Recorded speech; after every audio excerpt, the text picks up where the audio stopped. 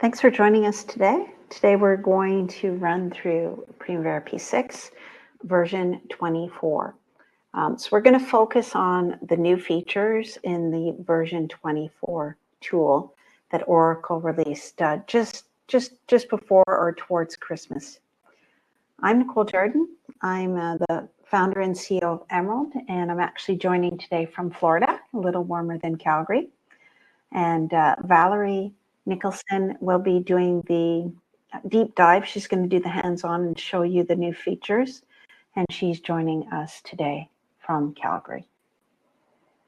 So let me touch on the way that Oracle does their releases. So they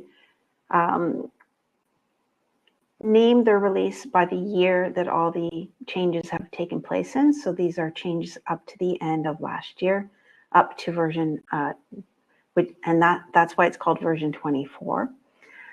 They released it just before Christmas, I believe, or towards Christmas, New Year's, and that's generally how they do it. It's usually available for people to download and install outside of the Oracle SaaS cloud on your local environment, whether that's hosted or whether that's internal. That's how they do it. So this release became available, as I mentioned, just a few months ago. So the features always seem to fall into two to three categories, really. Changes to the web version, which we sometimes call the web, or we call it EPPM. So you hear both. So they've made some changes there, and Valerie will show you them in detail. So the some user administration type changes to analytics. So that's an add-on tool to P6. You may or may not have that within your environment. They've made some changes to the way the web services work. Now that's the connector. If you're doing integrations or automations. So they always make some changes to those connecting components. In the web, they've added the ability to do some auditing. Okay, now if you want full-blown auditing, we sell an add-on tool called P6 Auditor. If you just want some simplistic auditing, they've started to add that as a new feature, but it's purely in the web. So Valerie will show you that. They've made some additional changes to importing, exporting, made some ease of use changes, and some other changes related to secure code. So Valerie will show those to you. Now then they jump in and they make changes to P6 client, okay, or desktop. Okay, those are often the way that we talk about the version that still allows you to work in the version that's been around for a long time. So the desktop version or client version. So she'll show you that. The admin changes do influence what you see in the desktop. Okay, so the database structure still works in the same manner, where there's one database in the web and the clients still talk to those two. So there's some exporting changes, some logic changes, some milestone changes, and then a few little changes if you use their timesheet tool, team member, or their timesheet tool, just on being able to see and approve them. There's also some changes to the baseline updating, and Valerie will show you those. Now they do have their own add-on tool for updating. It's called team member or timesheets. You know, those are two terms that you might see. So they've made some changes in that tool, what you can see related to steps, the way that you work in the software. They've changed the layouts or views a little bit as well, and added some different filtering. Okay, if you want a tool that allows you to do baselining and full-blown updating, including resources, etc., you might want to look at Emerald's CAPS tool. We also have barcode scanning tool called TAPS. Okay, so if you're looking for an updating tool, reach out because we've got lots of different options. Okay, so I'm going to hand it over to Valerie and let her show us in detail these changes. Okay, it's coming your way, Val.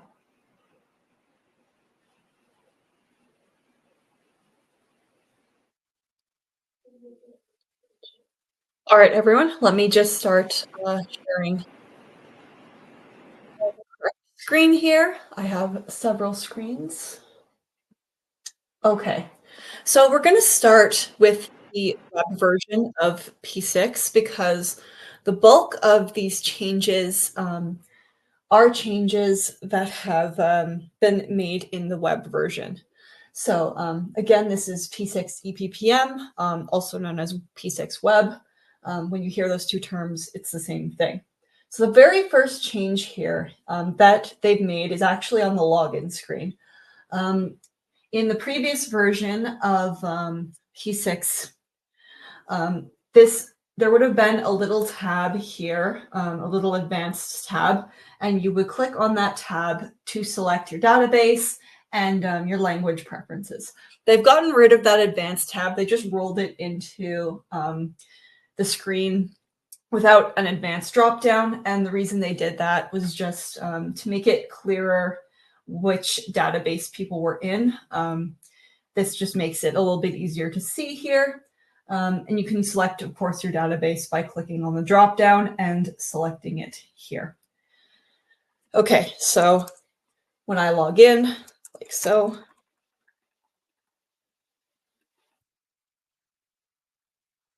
Now, something else I should see here. All right, there it is. Excellent.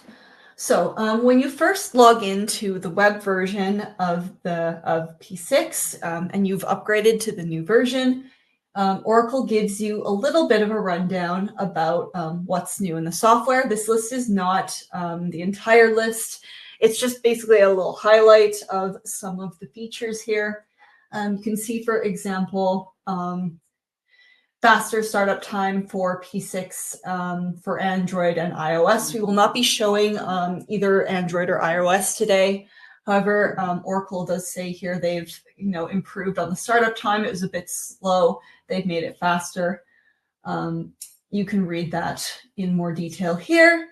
You can also read about milestone activities supporting all relationship types. I will be going over that later. In the client version of P6. This change applies to both the client and web version, but I'll show you guys when we get to the client demonstration. And defining a default database for a database instance. This is an administrative feature. If you are administering your system, you can select now which database you want people to default to when they log into P6. So if you have a single database, this doesn't matter so much, but if you are an organization with multiple different databases and people are getting confused as to which one they need to be selecting, this might be something you want to look at. There's also this View More button. If you click on this View More button, you'll be directed to Oracle's website where they have a full list of all the changes. This is just, a little bit of a highlight here telling you some of the changes. I'm going to click on Done. All right. So the first place I'm going to go is I'm going to go into the user administration. There are several changes that have been made in here. I do have multiple tabs open. That's a benefit of using P6 Web is you can have multiple tabs open. I could just use this single tab. The reason I have multiple tabs is just to kind of speed up the demonstration for you guys. There are certain things I'm going to be showing that take a little bit of time to load. And in the interest of time and not wasting any of your guys' time, I'm going to use these tabs. All right, so I'm going to go into user administration first. All right, so the first place I want to go is into this users tab here. This is where we go when we're administering a P6 system. This is where we go to add users into P6. So the very first change here is some of these groupings have changed. The user interface view specifically, but you're going to see it in global security profile as well. I'm going to pop over to this user interface view. When I click on this, we're going to see now that there is a little additional field here in my login name that tells me how many users belong to a specific grouping. So in this user interface view, you can see in this case, if a user does not have an interface view, there are 50 users with that setting turned on. There are 4 users with this super user setting. If I go back to global security profile here, this is going to be a little bit easier. All right, so in here, this grouping is just telling us what users have specific global security profiles. And again, you can see that now P6 is telling me how many users have this specific profile. This is a new feature. Before, you would just see the specific profiles and it wouldn't tell you how many users there were. You'd have to open this up and check, you know, and count all your users, or, you know, copy this out into Excel to count. Now it just tells you how many users belong to each group. That's a nice little change in here. So that just makes it a little bit easier to administer your users. In terms of global security profiles and project security profiles, there's some changes in here as well. So let me go back to global security profiles. Now, this here, the top screen looks very much the same. However, the bottom screen, we have some changes in the privileges section here. This used to be, these privileges used to be in different tabs, depending on what they were for. So such as administration, codes, global data, so on and so forth. They were all separate tabs, and you would have to toggle between each tab in order to set a user's specific settings here. Now this has all been kind of made into one window. This also applies to project security profiles. They've made that change in there as well, where you now have these little collapsible sections, and I can click on expand all or collapse all. So let me show you collapsing all. You can see all the different privileges. So again, these all used to be tabs. Now they are privileges. And we can expand them all as well. Another thing to note when you have them collapsed, you're going to notice that some of these buttons are in white rather than with the blue check mark. If I clicked on, say, administration in here, if I toggle that on and mark this off with the blue check mark, when I open up that privilege, it's going to select every single option within this tab. So that can be a nice little thing. It just saves you from having to click a bunch of different options. You can just click the one administration here and it will select all of these. You also have a search bar in here. So if you're not sure what exactly you're looking for, if you're not exactly sure where something lives, say I want baseline settings, but I don't know exactly where those are, I could type in baseline here. Sorry, that's project security profiles, my mistake. If I had, say, currencies, let me just click on, let me type that in. So if I didn't know where these currencies lived, for example, and I needed to toggle that, I could type in this search bar, type in currencies, and from there I would, you know, it would just go filter out everything that I do not want to look at and find me currencies in this list. So again, in project security profiles, this works the exact same way. Let me cancel those changes. In project security profiles, it looks exactly the same, where we now have these privileges in these specific pick lists. We can expand and collapse them. And here, you know, if I typed in baseline, I would then get only privileges pertaining to baselines. Now, speaking of baselines, this run baseline update and this this here, that is a new security feature in version 24. Before in version 23 and before that, that was just part of assigning project baselines and add editing and deleting those baselines. Now they've gone and made that a separate security feature, so people can maybe have permission to assign baselines, but they don't have the option to update them. So again, just a new security feature, just adding a little bit more security in there to address some specific client needs here. So that's what user administration looks like. Those are the new fields here. Let's now go back into projects. Let's go in there. There we go. All right. So in the project section, I have a specific tab for this to show you guys this. This is audit details. Now, the reason I have this tab open rather than just showing it to you is because the audit is a little bit slow. However, to get this open, to get this window open, what you do is you make sure you have a project open. And to do that in P6 Web, you just click on a project and it will open up. You need to have a project open. You highlight the project that you want to examine, that you want to audit. You then go right click and go into this View Audit Data button here at the bottom of your screen. And again, the first time you open this in a session, it's going to take a few minutes to open, and you will get a warning probably from your browser saying that the program is not responding. That's not the case. It's just taking a second to basically audit your project here. So I'm not going to do that because, again, just in the interest of time, this is what the window looks like once you have that open. So in this audit details window, new feature, we have some options in here. The first thing I want to address is this subject area option. This drop-down list is the list of different sets of data that you can audit, that you can choose for P6 to look at here.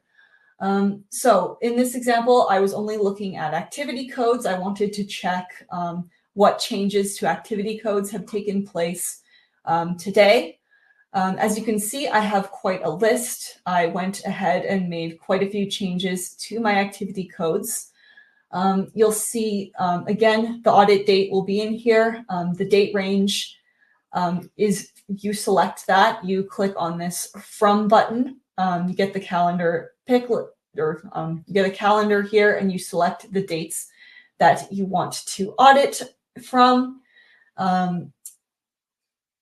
You just select, for example, if I wanted to look at a 2-day range, I would select this From button, click on it. Same with the 2. I could do the same thing in here. I'm just going to leave this as a day just so that we're not overwhelmed with the amount of data we're looking at here. We have some options in here with the date where we can select within a range or just your audit data range, or equaling a very specific date, greater than, less than in here. Again, the subject area, there's different things to select. Say I selected activities rather than activity codes. I have to go and refresh that when I do this. There's this little refresh button in here. Oh, it did not like that. Let me refresh.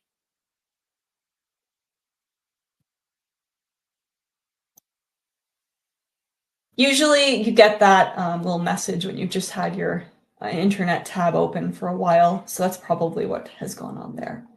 So again, when I reopen it, you're going to see this takes a little bit of time. While I reopen this, again, it's going to take a few minutes. What I'm going to do is to get this to work, you need to run what's called a job service. That is in the administration section. Let me show you this tab here. When I go into the administration section, it's in scheduled services here. You can create a service that will tell P6 to audit your data and then publish it.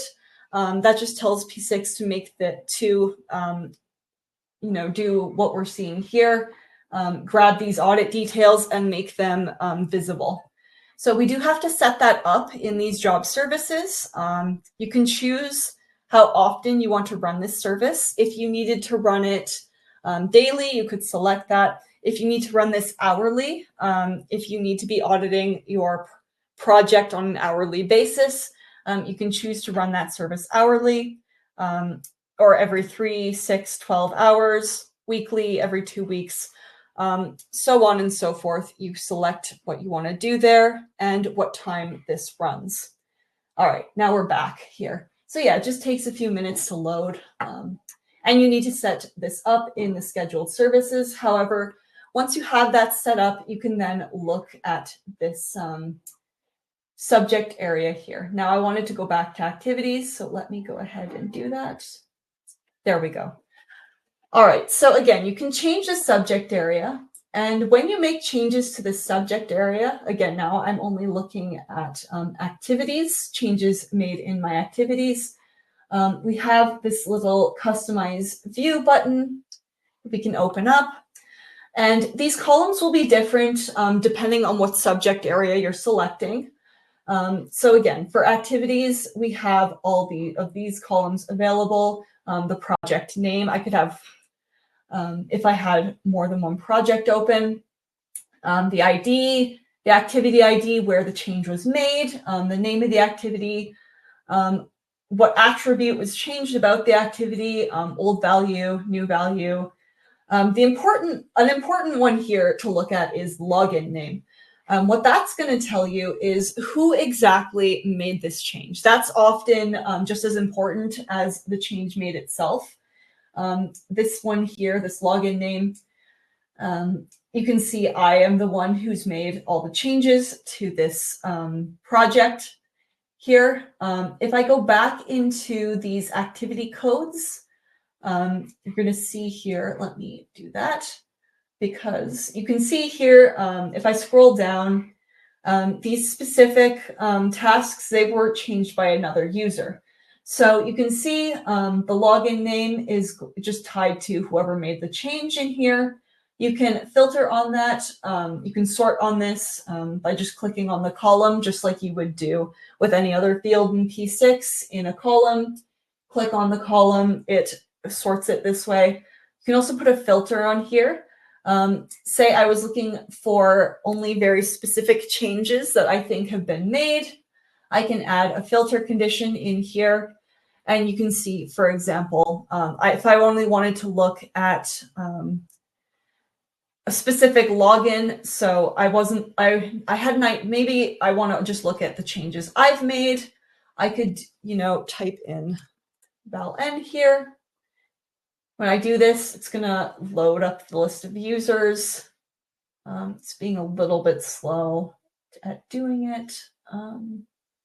You can also select this pick list, and it will go ahead and open up a list for you. I can go ahead and select, only myself.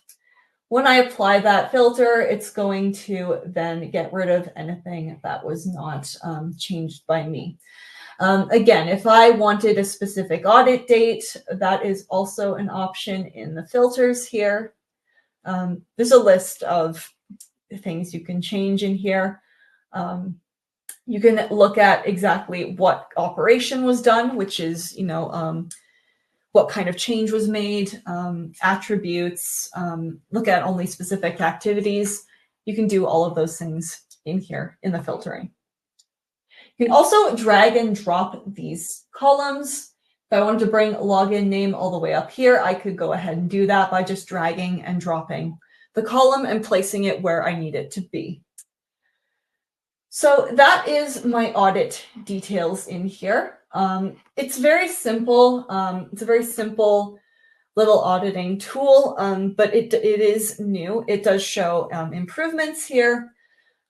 However, if you need something more robust, if this is not really covering what you want to look at, for example, we at Emerald, we have built a P6 auditing tool that is much more substantial than this one. There are other options, but this is a very good step in the right direction when it comes to out-of-the-box functionality in P6. I added the link in the questions because there was some questions about why you would use this. So It's if you want to track down some changes that have taken place to your schedule. If you want to track down all the changes done in the last few days, updates, logic changes, things of that nature, our P6 auditor will go further. This is project by project based. Okay. Mm-hmm. Okay. All yours, Val. All right. All right. Okay, so that's what's been changed in this projects window here, this little auditing tool. In the activities window here, there are a few changes in here as well. And some of these changes also apply to the client version, and I will get to those when I get to the client. But in here, the big changes when it comes to activities, and this also applies to the client, the big one here is something called unlinking activities. So those of you who have been in P6 on a regular basis may be familiar with linking activities, which is when you have relationships. You want to make a finish to start relationship between a bunch of activities in a sequence. What you do is you highlight those activities, and then you can select link activities. Now there is also something, and I will not do it here because there are no, I'll do it in this section here. Sorry, just a second. Yeah, I'll do it in this section here. There's also now something called unlinking activities. So if I highlight these 4 activities, we now have something called unlink activities when I right click in here. So linking was for taking activities that you want to put relationships between and putting finish to start relationships between all those activities in a sequence. Unlinking does the exact same thing, except it deletes relationships between a sequence of activities.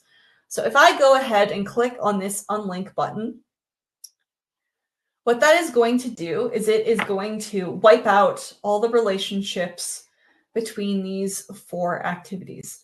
Now in web, it's not showing you that it's done that yet because I need to save the change. In the web version, it always asks you if you want to save a change before you make it.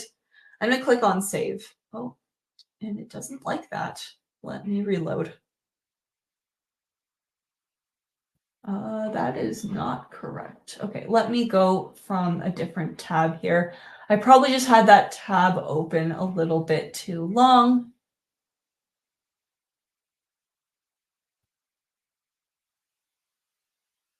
All right, let me try this again. So I'm going to take my activities. I'm going to right click and unlink them. Now again, it doesn't do it right away because it needs me to save that change first. There we go. Now I've gone ahead and what I did that link activities here, you can kind of see it in the predecessors and successor columns. What that did is it removed any relationships between these 4 activities. It removes those relationships. Now, it didn't just delete all of my relationships, and the reason for that is because this predecessor, for example, and this successor, these are not activities that were part of the selection of activities that I picked here. These are milestones. They are further up in the list here. So anything not within this little sequence of activities will be maintained, but all the finish to start relationships that I had between all of these activities got deleted when I right-clicked and went into unlink here. And again, they've also made this change in the web version of P6, or sorry, in the client version of P6. And I'll show, it looks the exact same. I'll show you guys in the client as well. Okay, another thing they've done in this window is you can now drag and drop milestones to make them start or finish on specific dates based on whether that's a start milestone or a finish milestone. So let me give you an example here with this project sanction. I'm just going to right click to head over to where that milestone is. Okay, so I have my project sanction start milestone here. right now you can see that we have a constraint on there saying that it has to start on or after the 30th of December 2022. If I go ahead, though, that's kind of interesting because I haven't scheduled this project, so this change is not actually being reflected. So let me go ahead and drag this milestone out a bit. Let's say I actually need this start milestone to be pushed back a little bit. I'm going to go ahead, click on that, and drag it. And when I click on it and I move this, you can see that I'm moving it in my Gantt chart here, and it's giving me an indication of where that milestone is now going to be placed by just clicking on the milestone and dragging it. That's as simple as that. If I want to move it to the 10th of March in this example, go ahead and do that. When I do this, P6 is now going to ask me if I want to put a constraint on here to keep this activity in place. If I did want to do that, I would click on yes. And now my constraint has been changed. Now we're seeing that this start on or after must take place on the 10th of March. It's set my constraint, and it's moved out my milestone.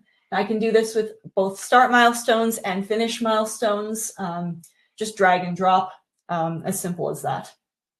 Now, something I want to show you guys. It was not a new feature from this version. However, it was a very late addition to version 23, and many people are not aware of this. There is a new change in the relationships tab in the details window.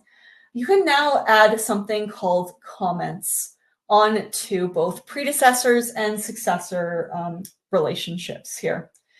You can put a little comment, and you can see I have one here, for example. In successors, I have a little comment here saying new work has been found and a relationship has been updated. So what that's telling me is just that on the 1st of January, someone went and made a change to this relationship, and they put when they did it and why exactly they've done it. This is a very simple text field. You just click on it here, and you can type in whatever you need to type. So I could say, 2025, 02, 18, work found, relationship updated. Again, it's a very simple text field, but it is a helpful one here because it can help you again. And for example, if you have new work, you're making changes to these relationships. Maybe you go ahead and put a comment here so people understand why this was changed. To get to this, it's really easy. You just go into your customized view, and you can change your columns. This also works in the client version of P6, and it's very similar to get that on your screen here, and I will show you guys in the client. But I want to show you here, because we are in web, that you have these selection of columns. You can just add it to the screen. It's a newer feature from version 23, but it was a very late addition, so many people might have missed it in here. Okay, now when we copy activities, we now also have the option, if we have secure codes in any of this, in anything that we copy, go ahead and copy these rows, just copy some activities and paste them in here. Now we have this little option here called secure activity codes. You can see it right under activity codes here, secure activity codes. This is a new feature. Again, we're just telling P6 what we want to copy, what we want to bring over when we are copying these activities, and secure activity codes is a new option. Before, that would have just been part of activity codes in version 23. It's just part of activity codes. When you click on activity codes, it's going to bring those secure ones in as well. Now you have the separate option to untoggle these secure activity codes if you don't want to bring those in. So that's a no feature. And again, this also works in the client. This is something that is in both client and web. Okay. The last thing here is when we go into export, and again, this works, this is in client and web as well. When we go to export a project, let me go back to my EPS here.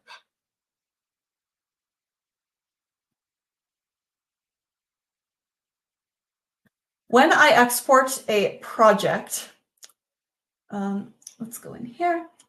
Now in the export type, we have a new option to now export this file into a C++ file format.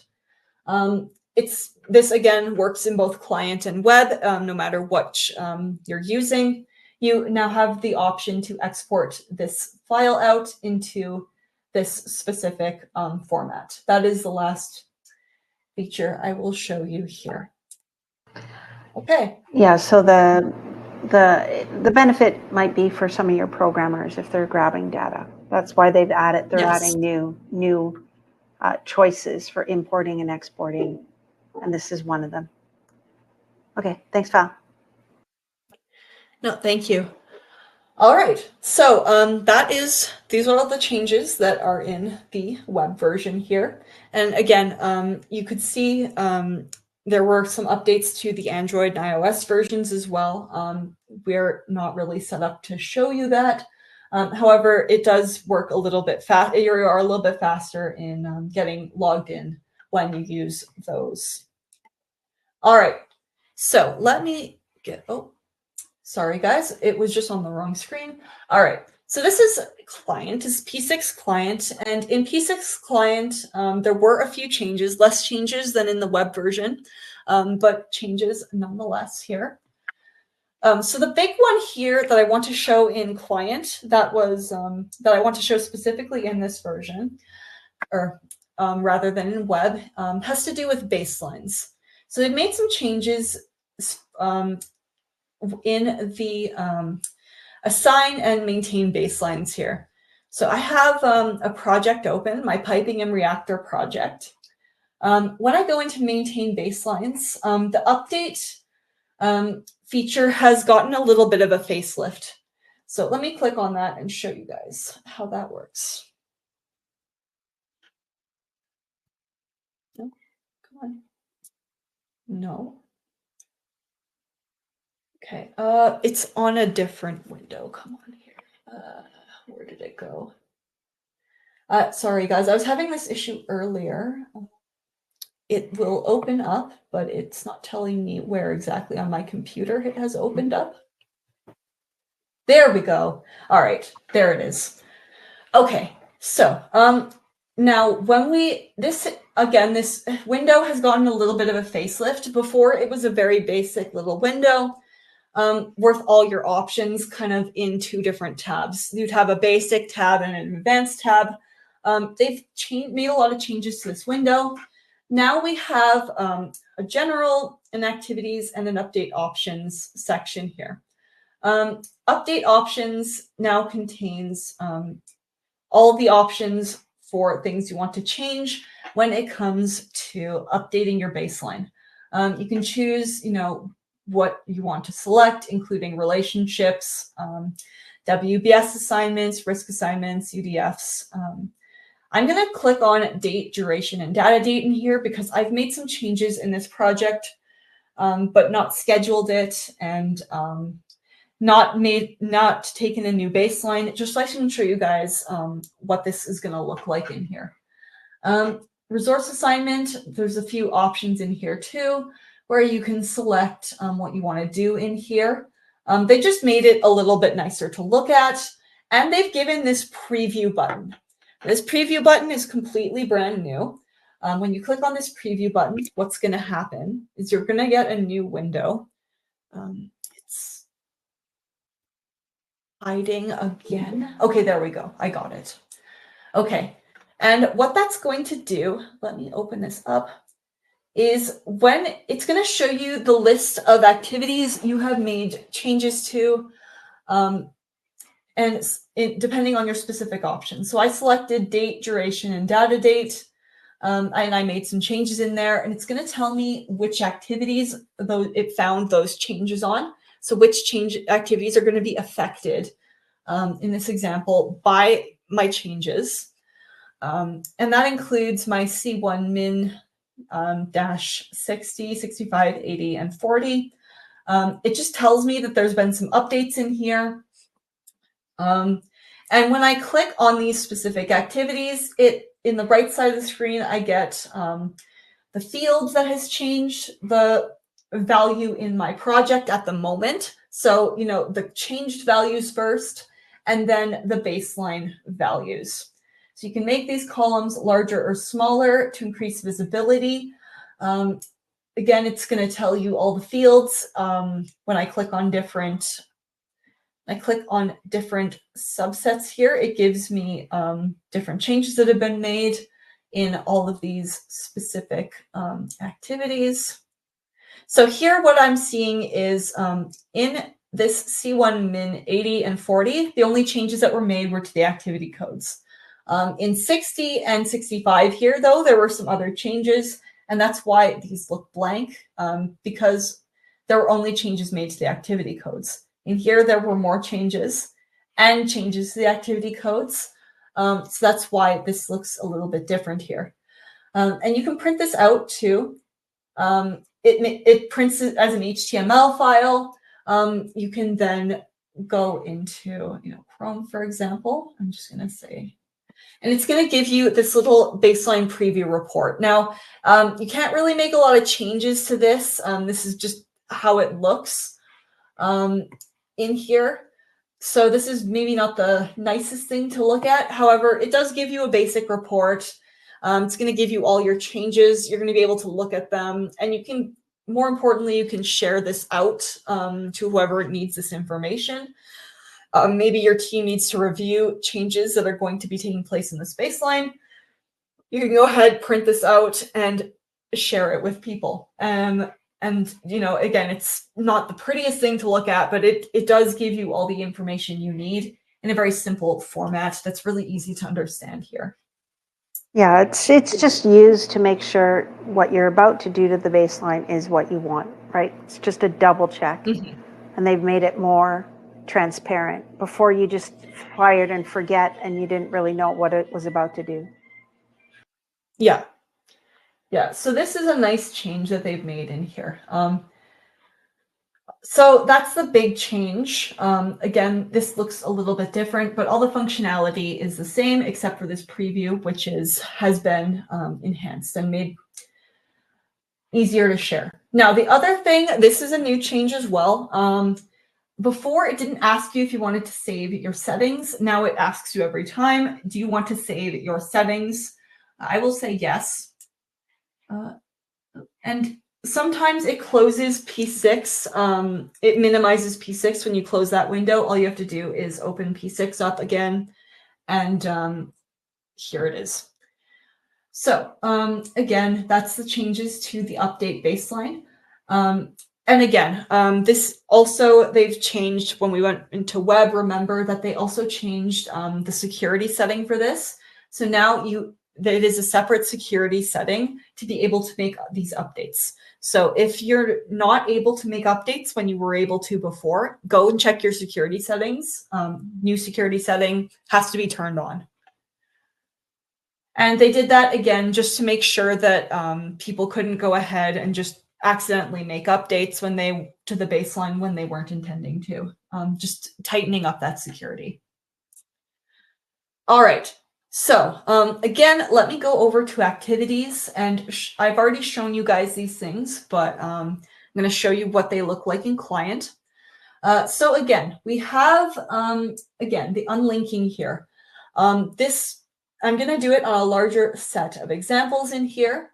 You can see I have a huge list in here of activities. So I'm going to highlight all of these activities. Val, so it works.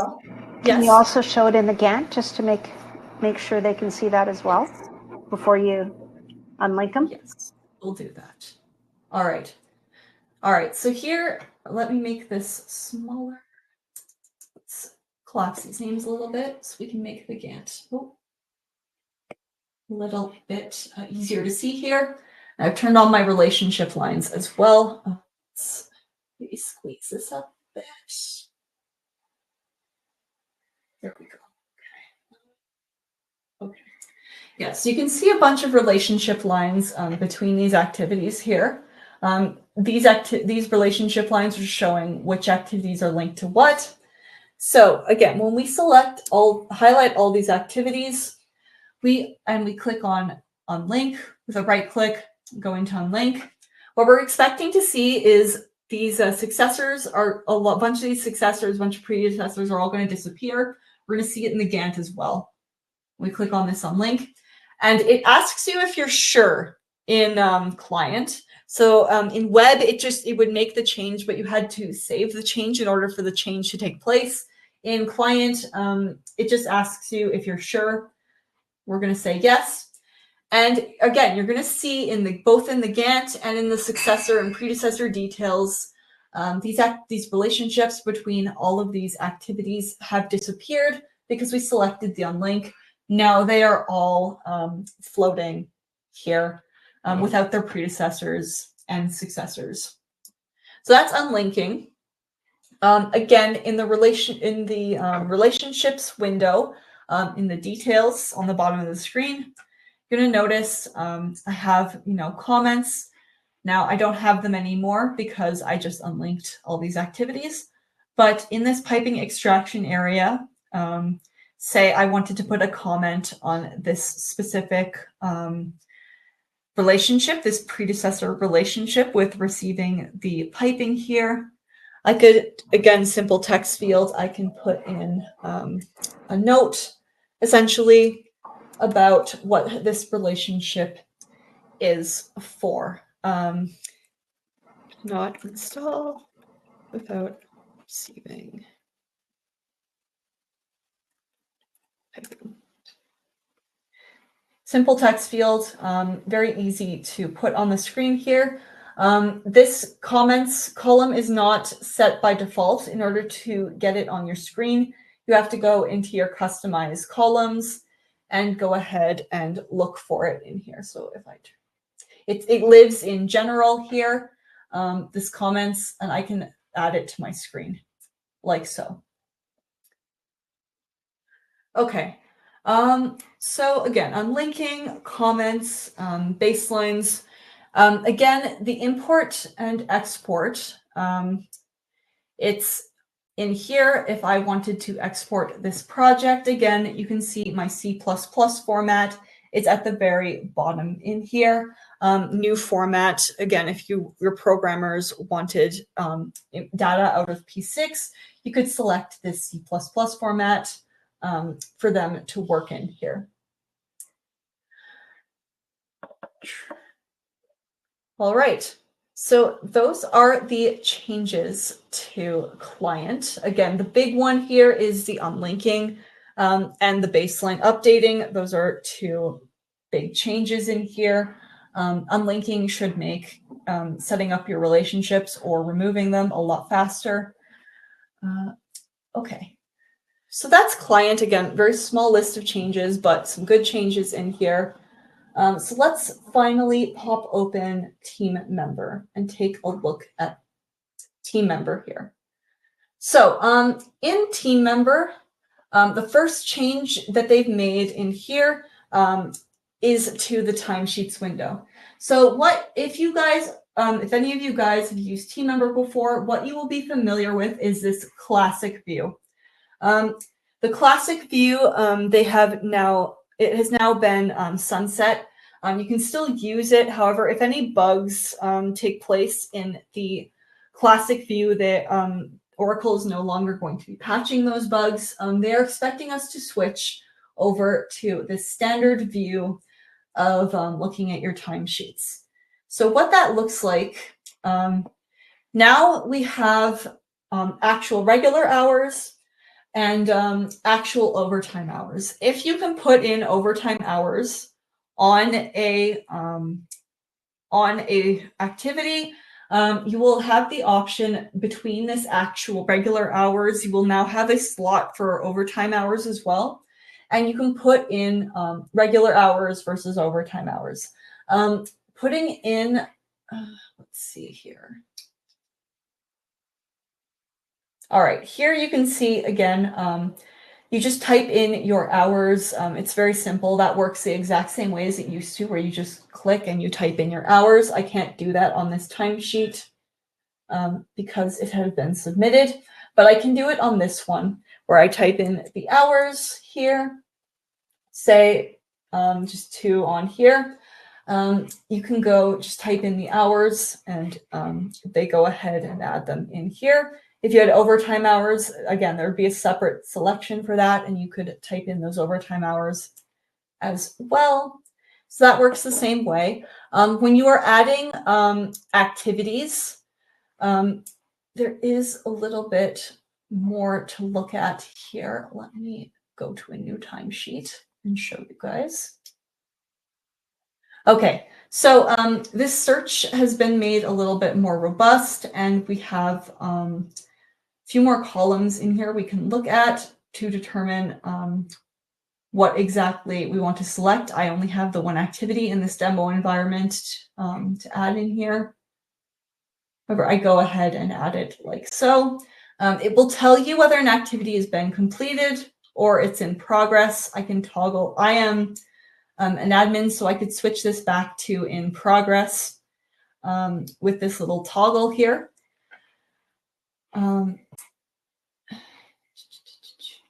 And there have also been some changes in the application settings. In the application settings, we now have an option in this privileges for entering hours on timesheets. There is an option in here. Oh, let me just move this around. To now log hours on activities after our finish date and after our activity finish date. This can happen, say that we had a date we were expecting to finish an activity on, or we had to go back to our old timesheets and log some hours on activities. That is an option we can select in here. Same with log hours on activities before our assignment start date. Maybe an activity was incorrectly put into P6. Maybe we actually ended up starting that activity early, and we still want people to be able to log hours in here. Maybe we toggle this on. They can put in their hours, and then we can go in and actually make the change onto our activity's start date after the fact. This is just so that if people are indeed logging hours on here, and again, someone made a mistake in P6 and an activity hasn't been started yet, even though or in P6, even though it really was started in real life, people can still go and put hours on there when they are doing their timesheets. And then we can make a change in here. In addition to that, Val, in addition to that, you know, I might be on an activity, but I'm only supposed to start, let's say, on Friday this week.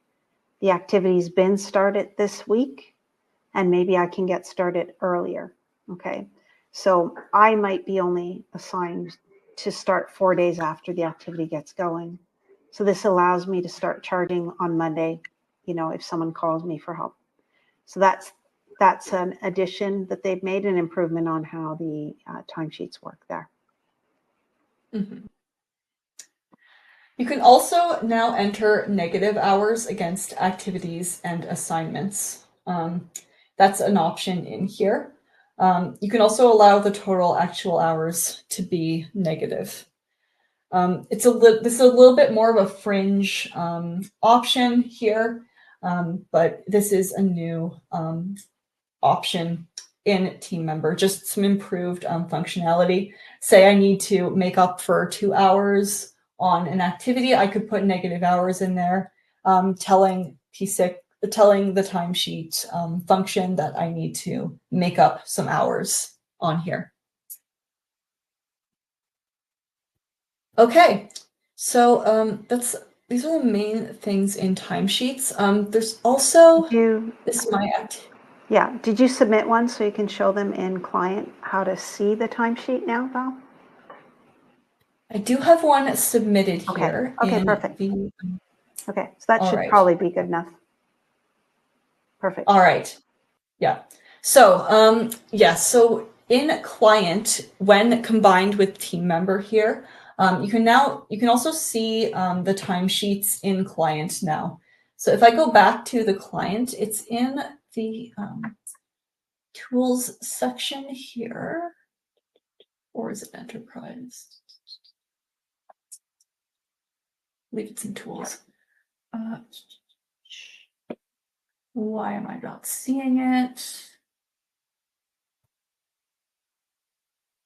Why am I not seeing it? It's in here. I have used this. There it is. It's in approvals. The I one was thing going I to didn't say, have. I know I have it There we go. as an icon. Yeah, okay, you got it. Perfect. Yeah, I got it. It's in approvals. It's the one thing I didn't. Come on, you. All right, so the window popped up on my other screen. I just drag it over here. All right, so in here we can see, I need to actually select the correct week because I had it in January here. Let me do this.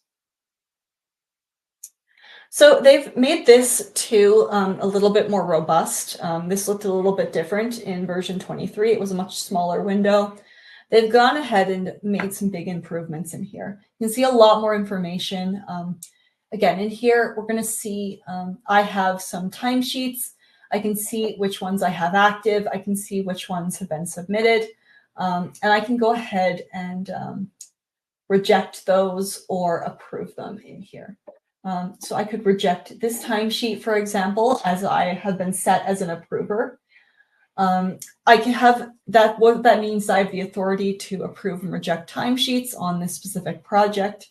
So I could go ahead and reject this timesheet. I have the option to select a rejection or send a rejection email. So if I went ahead and rejected that, it would go and say that this has been rejected. Yeah, and in the past, you couldn't really see if you had timesheets, you had to go into the web. Yeah. So they've made it easier by allowing you to do it right in the client. Mm-hmm. Which is, again, a nice improvement. Just do it all in one place. It's easy here to do. And again, there's a lot more buttons in here too. I can customize my columns. That wasn't so easy before. I can see the status of all these timesheets. So again, some nice changes in here. I can make this window bigger, which is also nice. There are some windows in P6 you can't. And I have the option to approve as a project manager or a resource manager. As a project manager, I am assigned to specific projects where I have the ability to approve or reject timesheets. And as a resource manager, I would just see resources that I am approving or rejecting timesheets for. I can also delegate them with this little delegate button. If I had people working for me doing timesheets, I could delegate them to them instead. And they would be able to see all these and approve or reject as necessary. Okay, did I miss anything, Nicole? I think I've covered everything. Yeah, I think so. Excellent. All right, guys. Thank you. I will pass it back to Nicole with the PowerPoint here.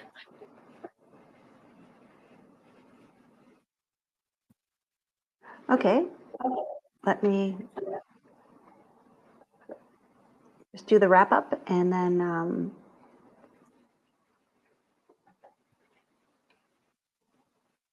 get you back on your way.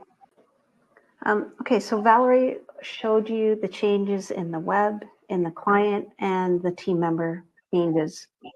So if your team doesn't have this version, you've got your maintenance still on the go, you are allowed to download it and get it deployed within your environment. So that's available to you as long as your maintenance is current. So I tackled the questions that we had earlier. I don't see any additional ones. So I just want to thank you for joining us today, taking a look at what's new in this version. If you want any help with deploying this version or have any additional questions on this or any other Emerald tools, feel free to reach out to Valerie or myself. And thank you for joining us today. I'm going to stop the recording here. Thanks, everyone.